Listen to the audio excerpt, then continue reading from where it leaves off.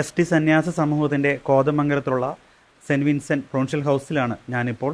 എന്നോട് കൂടെയുള്ളത് sister ജിസാറാണി S D ആണ്.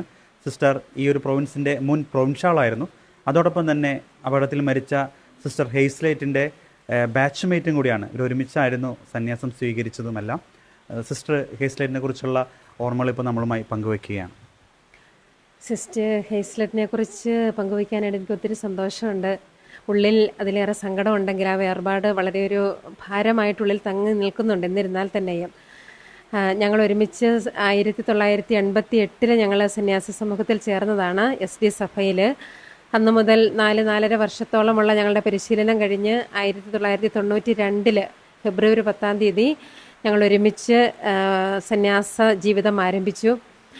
സിസ്റ്റർ ഹെയ്സ്ലെറ്റിനെ കുറിച്ച് പറയുമ്പോൾ ആഴമായൊരു ആത്മീയതയുടെ ഒരാളാണ്. ഒത്തിരി ത്യാഗം സഹിച്ചും താപസികത ഏറ്റെടുത്തും പ്രാർത്ഥനാ ജീവിതത്തിൽ നല്ലപോലെ ആഴപ്പെട്ട ഒരു വ്യക്തിയാണ്. അതുപോലെ തന്നെ സമൂഹത്തിൽ അകത്തും പുറത്തും ഞങ്ങളുടെ എസ് ഡി സന്യാസ സമൂഹത്തിൻ്റെ ഒരു ക്യാരിസം എന്ന് പറയുന്നത് പാവങ്ങളിലേക്ക് കൂടുതൽ കടന്നു ചെല്ലുക എന്നുള്ളതാണ്.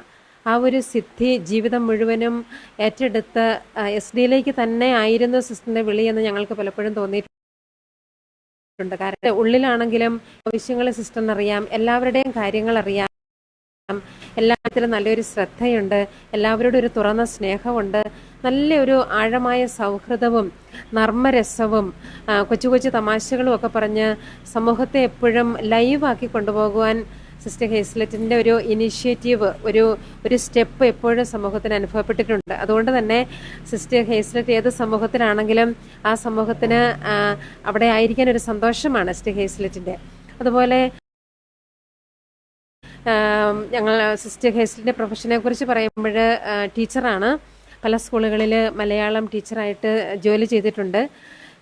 അധ്യാപനം എന്ന് പറയുമ്പോൾ ഒരു യുണീക്കായിട്ടുള്ളൊരു വ്യതിരിക്തമായ രീതിയിലാണ് സിസ്റ്റർ തൻ്റെ അധ്യാപനത്തെ കണ്ടിരുന്നതെന്ന് ഞങ്ങൾക്ക് സിസ്റ്ററിൻ്റെ പങ്കുവയ്ക്കലിൽ നിന്ന് മനസ്സിലായിട്ടുണ്ട്. അതങ്ങ് എൻജോയ് ചെയ്ത് ആസ്വദിച്ച് കുട്ടികളെ പഠിപ്പിക്കുന്ന ഒരു രീതി, കുട്ടികളെ വിദ്യ അഭ്യസിക്കുന്ന അറിവ് പകർന്നു കൊടുക്കുന്നതോടൊപ്പം തന്നെ ഓരോ കുഞ്ഞിനെയും നന്നായി അറിയാം, ആ കുഞ്ഞിൻ്റെ പ്രത്യേകതകൾ അറിയാം, നന്മകൾ അറിയാം, കുറവുകൾ അറിയാം, സാധ്യതകൾ അറിയാം, കുടുംബം അറിയാം, കുടുംബത്തിൻ്റെ പ്രശ്നങ്ങൾ അറിയാം, ആവശ്യങ്ങൾ അറിയാം.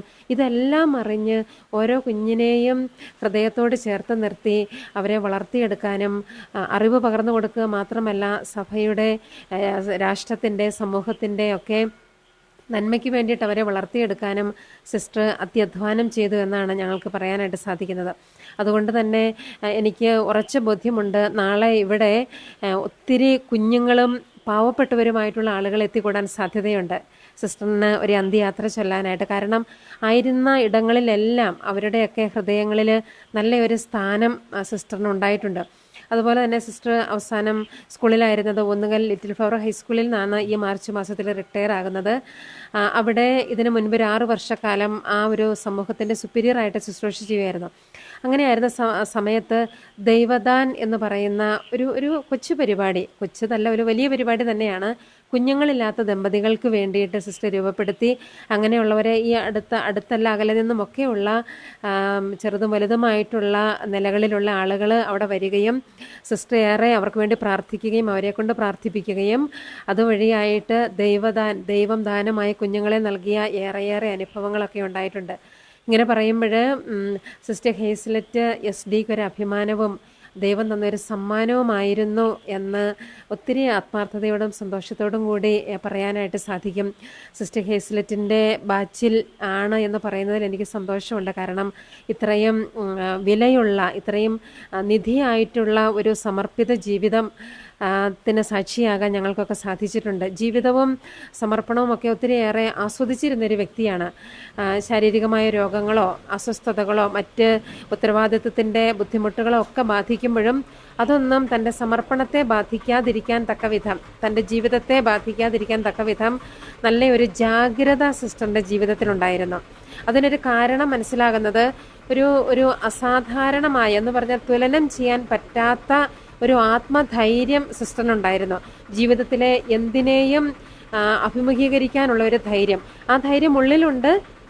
ചുറ്റുമുള്ളവർക്കും ഞങ്ങൾക്കും എല്ലാം അത് പകർന്നു തരും. പോട്ടെന്നേ, തോറ്റു കൊടുക്കരുത്, നമുക്ക് വിജയിക്കണം, അതൊക്കെ കടന്നു പോകും, അതൊന്നും സാരമില്ല എന്നിങ്ങനെയുള്ള വാക്കുകൾ ഇപ്പോഴും ഞങ്ങളുടെയൊക്കെ ചെവികളിൽ ഇങ്ങനെ എക്കോ ചെയ്യുകയാണ്. കാരണം എപ്പോഴും ഒരു ഊർജ്ജമാണ് സമൂഹത്തിന്. ആ ഒരു സാന്നിധ്യം തന്നെ ഞങ്ങൾക്കൊരു അനുഭവമാണ്. ഞങ്ങളുടെയൊക്കെ കൊച്ചു കൊച്ചു കാര്യങ്ങളിലും ഞങ്ങളുടെയൊക്കെ വീടുകളും വീട്ടിലുള്ളവരെയും എല്ലാം നല്ലപോലെ അറിഞ്ഞ് സ്നേഹിച്ച് ഈ ഒരു മരണവാർത്ത ഞങ്ങളുടെയൊക്കെ കുടുംബങ്ങളിൽ അറിയിച്ചപ്പോൾ ഒത്തിരി വേദനയോടുകൂടിയാണ് അവരത് സ്വീകരിച്ചതും മനസ്സിലാക്കുന്നതും. കാരണം ഇത് സംഭവിക്കാൻ ആരും പ്രതീക്ഷിച്ചിരുന്നില്ല, ആഗ്രഹിച്ചിരുന്നില്ല ആരും ഇത്ര വേഗം ഇത് സംഭവിക്കാനായിട്ട്. പക്ഷേ തിരുവചനത്തിൽ പറയുന്നത് പോലെ നീതിമാന്മാരുടെ മരണം ദൈവസന്നിധിയിൽ വിലപ്പെട്ടതാണെന്ന് തന്നെ ഞങ്ങൾ മനസ്സിലാക്കുകയാണ്. ഒരു നീണ്ട ആയുസ് മുഴുവൻ സിസ്റ്റർ ഹേസ്ലെറ്റ് ചെയ്ത് തീർക്കേണ്ടതെല്ലാം ഈ ഒരു 56 വയസ്സിനുള്ളിൽ അല്ലെങ്കിൽ 34 വർഷത്തെ സമർപ്പണ ജീവിതത്തിനുള്ളിൽ ഓടി ചെയ്ത് തീർത്തു എന്ന് ഞങ്ങൾക്ക് പറയാൻ സാധിക്കും. ദൈവം ആഗ്രഹിച്ചതെല്ലാം പൂർത്തിയാക്കി ഹേസ്ലെറ്റിലൂടെ ചെയ്തു തീർക്കേണ്ട കാര്യങ്ങളെല്ലാം ചെയ്തു തീർക്കാനായിട്ടുള്ള ഒരു സന്നദ്ധതയും ജാഗ്രതയും ശ്രദ്ധയും ഒക്കെ ജീവിതത്തിൽ കാത്തു സൂക്ഷിച്ച് നിത്യതയിലേക്ക് സിസ്റ്റർ ഹേസ്ലെറ്റ് യാത്രയായിരിക്കുകയാണ്. ഞാനിത് ഇവിടെ നിന്ന് പങ്കുവയ്ക്കുന്നതിൻ്റെ ഒരു സന്തോഷം എനിക്കുണ്ട്. അതിലേറെ ഒരു സങ്കടത്തോടും കൂടെ തന്നെയാണ് ഞാനിത് പറയുന്നത്. ഇങ്ങനെയുള്ളൊരു വ്യക്തിത്വം ഞങ്ങളുടെയൊക്കെ ഇടയിൽ നിന്ന്, ഞങ്ങളുടെ സന്യാസ സമൂഹത്തിൽ നിന്ന്, ഈ ലോകത്തിൽ നിന്ന് തന്നെ ആ സാന്നിധ്യം ഇല്ലാതായി എന്നുള്ളത് ഞങ്ങളെ ഏറെ ദുഃഖിപ്പിക്കുന്നുണ്ട്. എങ്കിലും ഇത്രയും കാലം ദൈവം വലിയൊരു നിധിയായി ഞങ്ങൾക്ക് നൽകിയ ഹേസ്ലെറ്റിനെ ഓർത്ത് ദൈവത്തിന് നന്ദി പറയുകയും ചെയ്യുകയാണ്.